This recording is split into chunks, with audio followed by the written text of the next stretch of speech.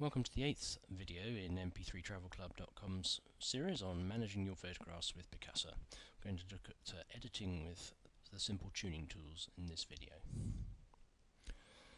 There are a number of tuning functions in Picasa. I'm going to deal with the first three, the simple tuning functions, which are really a matter of trial and error. Fill lights, highlights and shadows.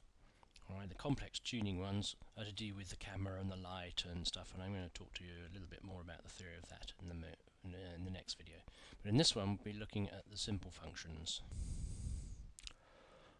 Right, starting from Picasa's library, you've seen this picture before, and we've improved it with the fill light facility. Now, the fill light control in this, the tuning effects is rather different. It's a slider, it's incremental, it's a continuous slider, it doesn't add it in chunks, it just adds it gradually, and I think we decided that this was not a bad level. And you can see that as we filled the light, the histogram that shows brightness this way. So these are the number of bright pixels, and this is the number of dark pixels over here. Things tend to get moved over to this end. Now, if we move it too far, we have the pixels get brighter than they can be. They get too bright, and we start losing detail. So we don't want to go too far. But clearly, we've got some number of them which are sort of just overexposed above here because the sun is behind this building. So let's not worry too much about that. Now the highlights will actually bring this end of the histogram, the brighter end, up. We don't need too much of that, and increasing the shadows will tend to push this end of the histogram to the left and make them darker, as you can see. Now that again is making it difficult to see much, so we'll put that back, perhaps a bit more light. And that's probably about as good as we can get it. Now let's see what the one-click fix for Picasa would have arrived at. Oh, pretty much the same thing. So that's worth knowing. Okay, let's have a look at a different photograph. See which another feature that we could perhaps make use of. Let's have a look at this gentleman driving a tram in Mallorca. It's a little bit dark here. He's in shadow a bit, so let's try and brighten up the inside. Yep, that's right. We are just bringing all this stuff in from the left.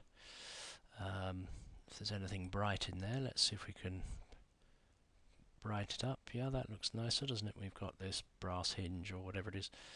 This brass catch is showing up a bit better.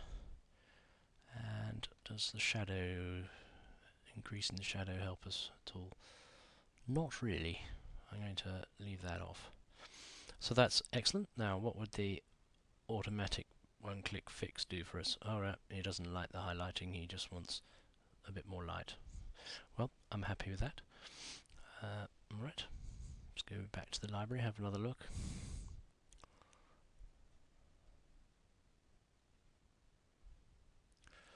Now it's often very effective when you're looking at a sunset or you've got a sky you want to brighten to use the highlighting feature on that.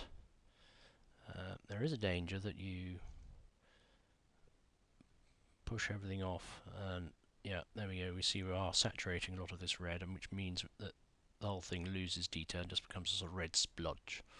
So we don't want to do that, because that is very attractive. So we won't do that. That didn't work.